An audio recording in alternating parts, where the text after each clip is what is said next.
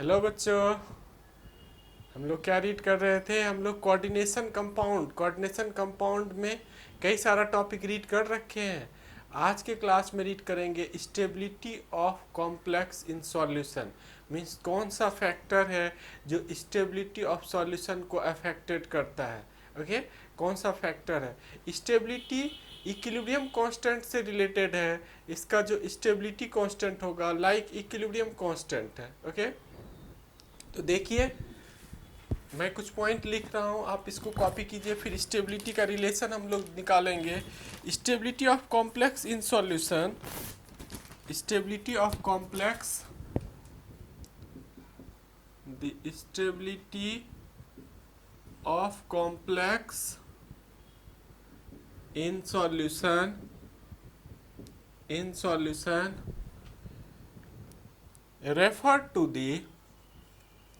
refer to the degree of association, refer to the degree of association, degree of association between two species involved in the state of equilibrium, two species involved in the state of equilibrium, involved in the state of equilibrium. The equilibrium constant or stability constant, the magnitude of stability or equilibrium constant measure the stability of complex। और यहाँ पर equilibrium constant, stability constant हम कैसे निकालेंगे वो मैं बताने जा रहा हूँ। पहले आप इस पॉइंट को कॉपी कर लीजिए, फिर आगे का पॉइंट मैं डिस्कस करूँगा कैसे किसी कॉम्प्लेक्स की स्टेबिलिटी हम निकालते हैं। ओके, आप इसको कॉपी कर रहे होंगे, कॉपी कर लीजिए।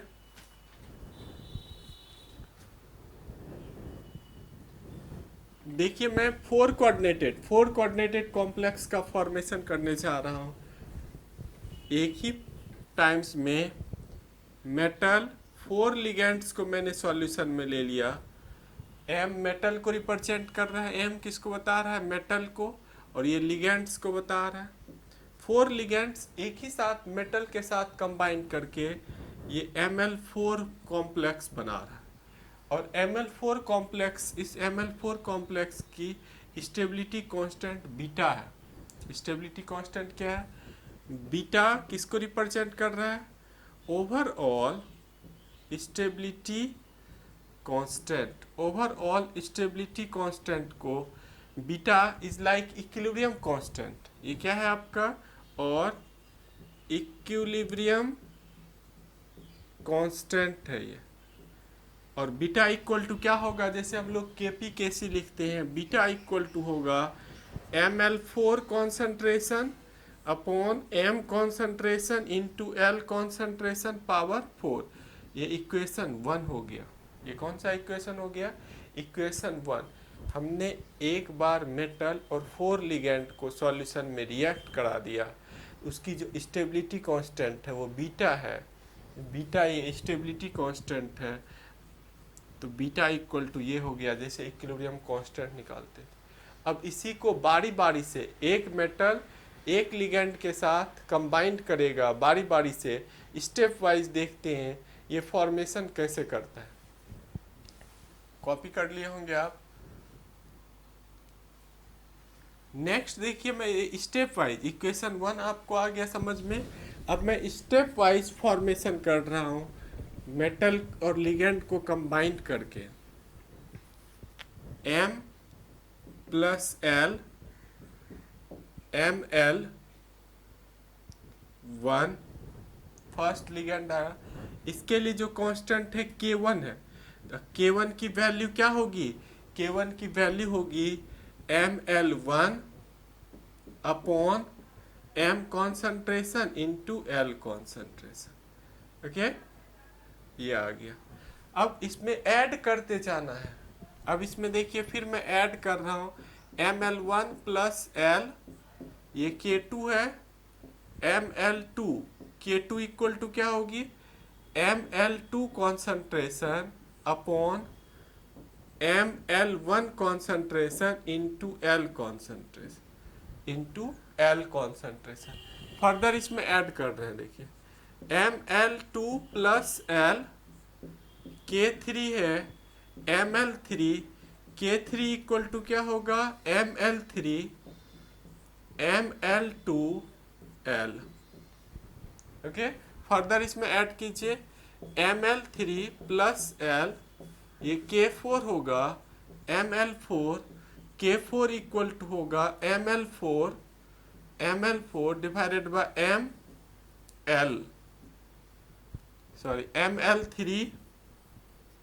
ml3l।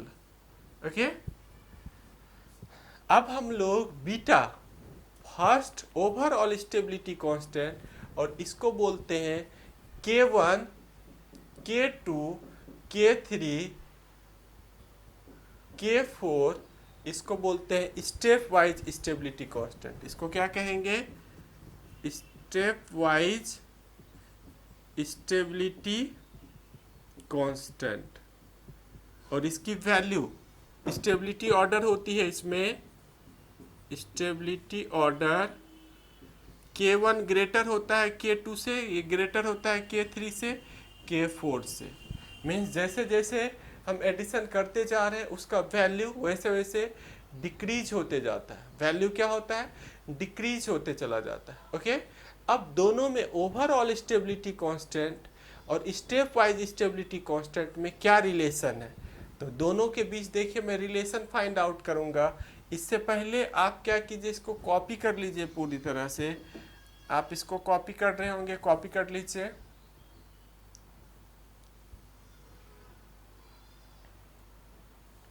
Relation between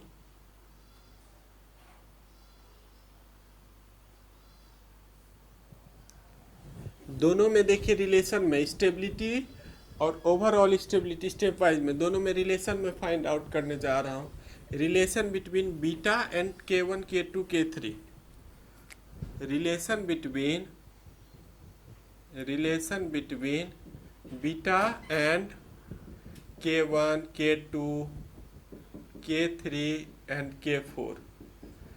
beta equal to होगा, beta equal to K1 into K2 into K3 into K4। यही रिलेशन आ गया। Means overall stability constant is product of stepwise stability constant. Beta overall stability constant को बताता है। Beta किसको बता रहा है, overall stability constant is equal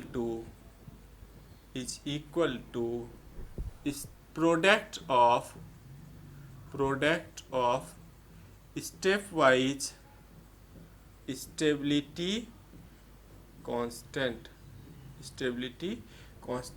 suppose that nth number means nth times add यदि होगा तो बीटा n इक्वल टू हो जाएगा K1 into K2 into K3 into K4 into K5 so on into Kn।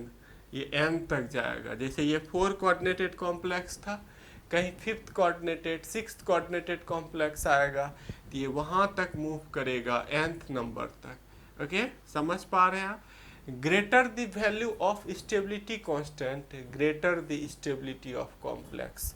आप याद रखिए, greater the value of stability constant greater the stability of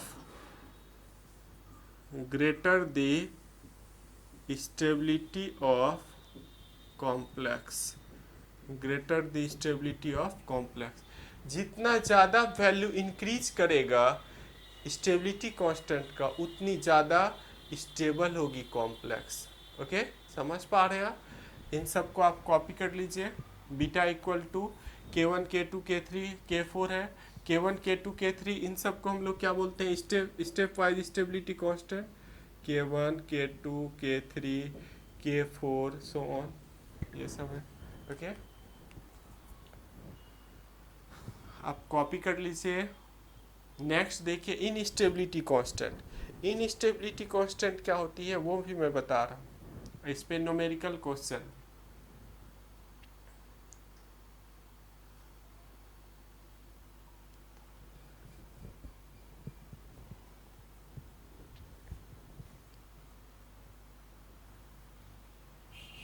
instability constant या dissociation constant, instability constant और dissociation constant क्या होती है? Instability constant और dissociation constant of complex compound, ये क्या होती है? इट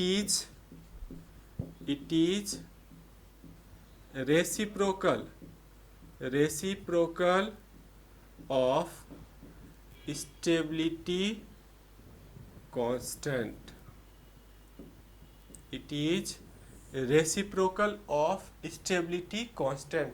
जैसे आपको इनस्टेबिलिटी कांस्टेंट निकालना है, इनस्टेबिलिटी कांस्टेंट इक्वल टू होगा 1/बीटा, 1/बीटा। ये रेसिप्रोकल होता है। इनस्टेबिलिटी कांस्टेंट क्या होता है? Reciprocal of stability constant. Stability constant का उल्टा होता है इनस्टेबिलिटी कांस्टेंट, और इसी का इनस्टेबिलिटी कांस्टेंट का ही दूसरा नाम दिया गया है डिसोसिएशन कांस्टेंट। क्या दिया गया है? Dissociation constant. ओके, कॉपी कर लिए होंगे आप। तो देखिए दूसरा, इस पे क्वेश्चन एक दे रखा है, क्वेश्चन को मैं कराने चाह रहा हूँ। कैलकुलेट द ओवरऑल डिसोसिएशन और equilibrium constant for the complex. Question इस पे देखिए, बहुत ही आसान क्वेश्चन पूछता है। कैलकुलेट, क्वेश्चन न्यूमेरिकल इस तरह से है, कैलकुलेट द डिसोसिएशन कांस्टेंट और इनस्टेबिलिटी कांस्टेंट और इनस्टेबिलिटी और equilibrium constant for complex CuNH3 4 2+ if beta for this complex is 2.1 10⁻13। Question आप समझ पा रहे हैं? इस कॉम्प्लेक्स के लिए ओवरऑल स्टेबिलिटी कांस्टेंट का वैल्यू दे रखा है, और आपको क्या निकालना है? आपको कैलकुलेट करने बोल रहा है डिसोसिएशन कांस्टेंट और इक्विलिब्रियम कांस्टेंट निकालने। तो डिसोसिएशन कांस्टेंट का फॉर्मूला देखिए, इसका आंसर मैं लिखने जा रहा हूँ। डिसोसिएशन कांस्टेंट का फॉर्मूला पता है आपको, ये 1/बीटा होता है। क्या होता है? 1/बीटा। तो ये 1/2.1 × 10⁻13, इसको सॉल्व कीजिएगा तो 4.7 × 10⁻14 आएगा। इसको सॉल्व करने के बाद कितना आएगा? 4.7 10⁻14। ये किसको रिप्रेजेंट कर रहा है? मीन्स ये डिसोसिएशन कांस्टेंट और इक्विलिब्रियम कांस्टेंट को रिप्रेजेंट कर रहा है। डिसोसिएशन कांस्टेंट और इक्विलिब्रियम कांस्टेंट को बता रहा है। ओके, डाउट नहीं है? समझ पा रहे हैं आप? बिल्कुल समझ गए होंगे। इसको कॉपी कीजिए। फिर एक छोटा सा पार्ट है bonding in carbonyl complex. Carbonyl complex में बॉन्डिंग किस टाइप का होता है उसको मैं बताने जा रहा हूँ। ओके, कॉपी कर रहे हो, कॉपी कर लीजिए आप।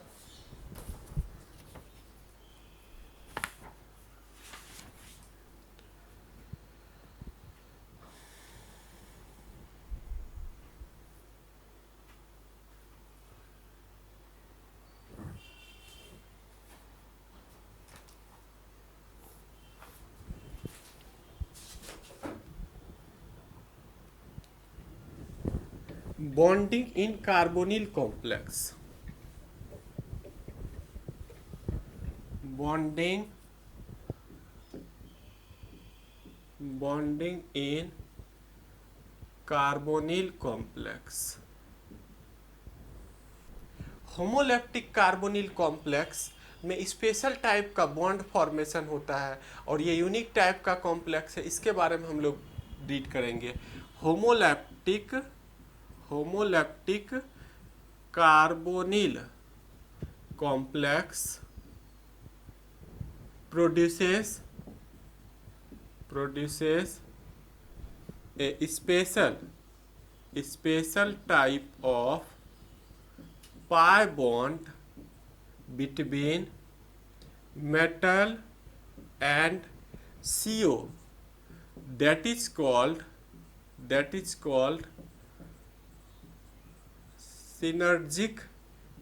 synergic bond, that is called synergic bond, और इसको बैक बॉन्ड भी बोलते हैं।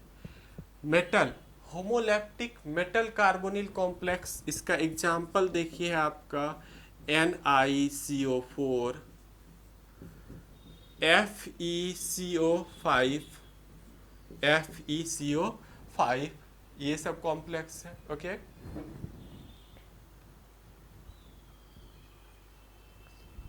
CrCO6 etcetera metal carbonyl. तो सिनर्जिक बॉन्ड किस टाइप से बनता है वो मैं आपको बताने जा रहा हूँ, सिनर्जिक बॉन्ड का डेफिनेशन एक्सेट्रा एक्सेट्रा। इसको आप कॉपी कर लीजिए, फिर सिनर्जिक बॉन्ड देखिए मैं बताने जा रहा हूँ, आप कॉपी कर लीजिए।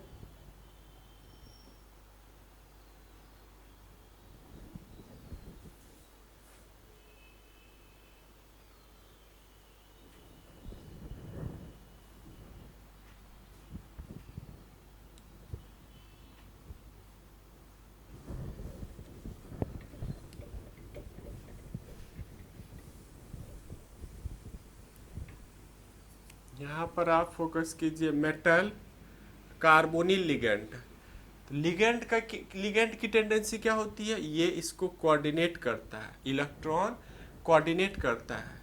ये कार्बोनिल लिगेंड है और M कोई मेटल है। ओके, ये कोऑर्डिनेट करता है, ये सब कॉम्प्लेक्स में होता है। बट यहाँ एक स्पेशल टाइप का बॉन्ड बनेगा। यहाँ देखिए किस टाइप का बनेगा, M, ये मेटल डी ऑर्बिटल्स है, ये मेटल डी ऑर्बिटल्स है। और सपोज दैट इसके पास मेटल डी ऑर्बिटल में लोन पेयर इलेक्ट्रॉन है और ये कार्बोनिल,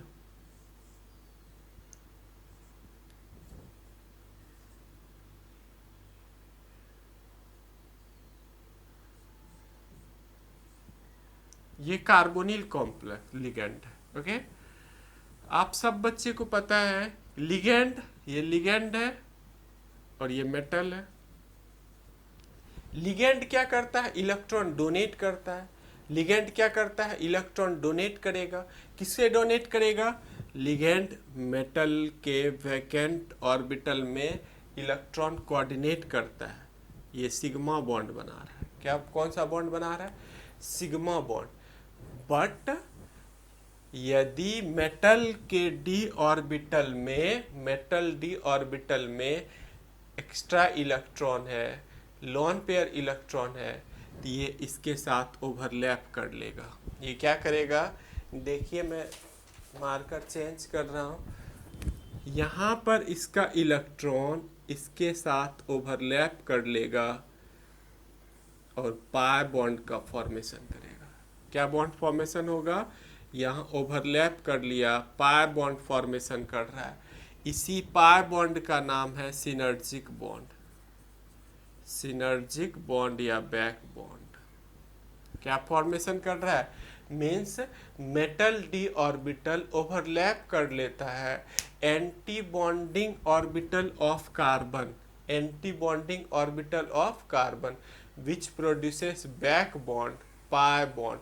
मीन्स यहाँ सिग्मा तो सब में बनता है, मेटल और लिगेंड के बीच सिग्मा सब में बनता है, बट यहाँ मेटल और कार्बन के बीच पाई बॉन्ड फॉर्मेशन हो गया। ये स्पेशल टाइप का बॉन्ड है, केवल मेटल कार्बोनिल कॉम्प्लेक्स में बनता है, जो उसको एक्स्ट्रा स्टेबिलिटी प्रोवाइड करता है। Metal carbonyl complex therefore is most stable compound. Okay, आप इसको कॉपी कर लीजिए, मैं देखिए डेफिनेशन ही बता देता हूँ। सिनर्जिक बॉन्ड, ये सिनर्जिक बॉन्ड बन रहा है, पाई बॉन्ड। सिनर्जिक बॉन्ड क्या होता है,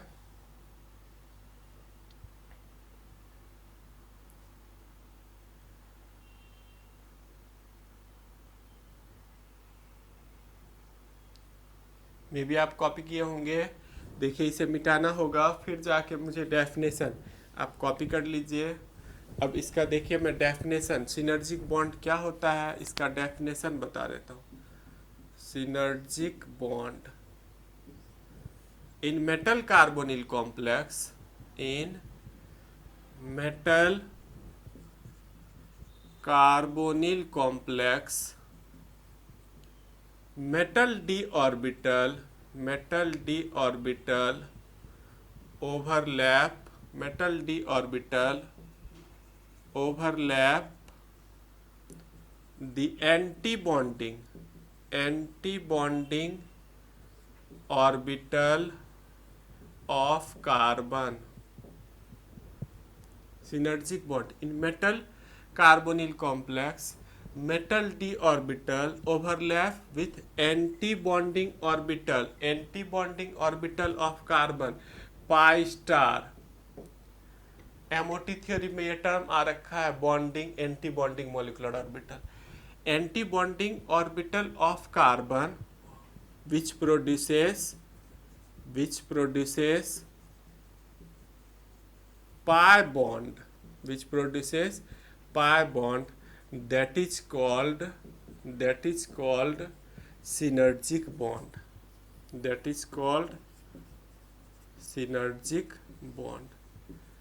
this bond provide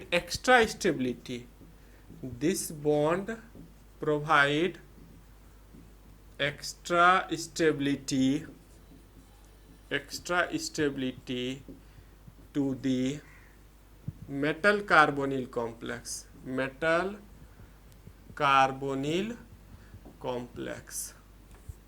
extra stability to the metal carbonyl complex। metal carbonyl complex जो होता है वो एक्स्ट्रा स्टेबल इस कारण से होता है, इसमें पाई बॉन्ड फॉर्मेशन हो गया मेटल और कार्बन के बीच। ओके, इसको कॉपी कीजिए आप, सिनर्जिक बॉन्ड समझ में आ रहा है।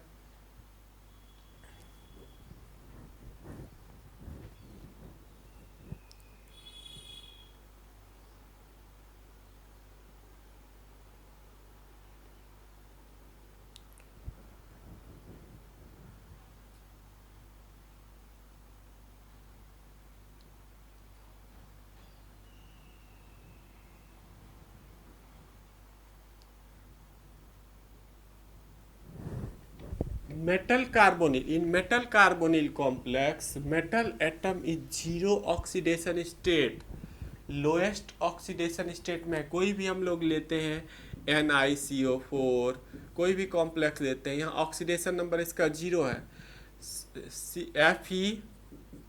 FeCO5 कोई भी कॉम्प्लेक्स लेते हैं 0 है।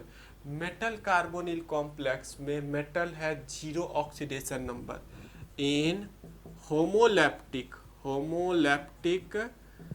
मेटल कार्बोनिल, कोई भी केवल होमोलैप्टिक होना चाहिए, केवल कार्बोनिल लिगेंड होना चाहिए, इसके अलावा कोई लिगेंड नहीं रहना चाहिए। In homoleptic metal carbonyl complex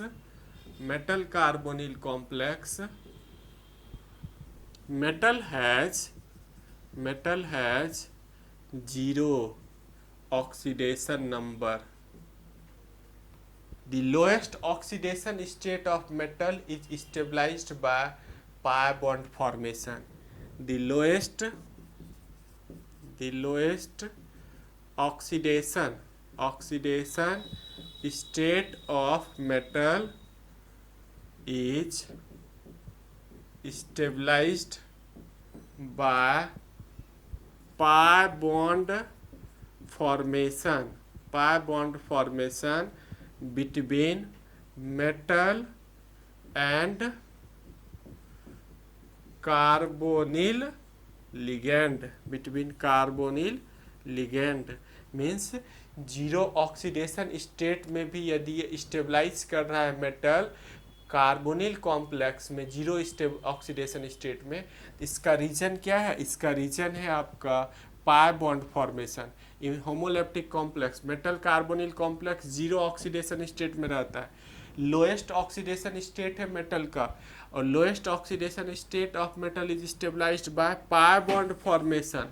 कैसे स्टेबलाइज कर रहा है? ये पाई बॉन्ड फॉर्मेशन से स्टेबलाइज कर रहा है। यदि पाई बॉन्ड फॉर्मेशन नहीं होता तो ये मेटल कार्बोनिल में एक्स्ट्रा स्टेबिलिटी नहीं आती। ओके, कॉपी कर लीजिए आप।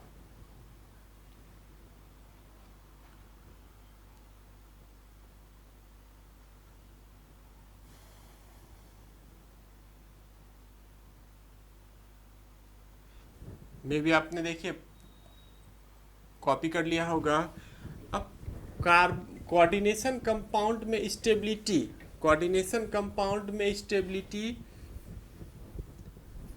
का एक और इफेक्ट है जिसका नाम है चिलेट इफेक्ट मैं आपको पहले करा रखा हूं एक वीडियो में, इसलिए मैं अभी इस पर फोकस नहीं करने जा रहा हूं। Extra stability of coordination compound is due to chelate effect. ये चिलेट इफेक्ट के कारण भी एक्स्ट्रा स्टेबिलिटी आती है। चिलेट इफेक्ट करा रखा हूँ मैं, अभी इस टॉपिक में इसको बिल्कुल नहीं डिस्कस करने जा रहा हूँ। इसका एग्जाम्पल देखिए, COEN होल 3+, ये चिलेट कॉम्प्लेक्स है। PTENCl2 चिलेट कॉम्प्लेक्स है, देखिए ये सब। Okay, chelate complex is more stable then non chelate complex, ये सब आप याद रखिए। Chelate complex is more stable then non chelate complex. It is due to cyclization in chilate complex. It is due to cyclization in chilate complex. Chelate complex में cyclisation होने लगता है, cyclic formation होने लगता है, इसलिए वो एक्स्ट्रा स्टेबिलिटी फॉर्मेशन करता है। आप कॉपी कीजिए, मैं एक कॉम्प्लेक्स का देखिए बता देता हूँ कैसे उसमें साइक्लाइजेशन होता है। आप कॉपी कर लीजिए फटाफट, मे भी आप कॉपी कर रहे होंगे। देखिए एक कॉम्प्लेक्स जो PT अभी मैंने ड्रॉ किया था, इसका मैं बताने जा रहा हूँ। PTCl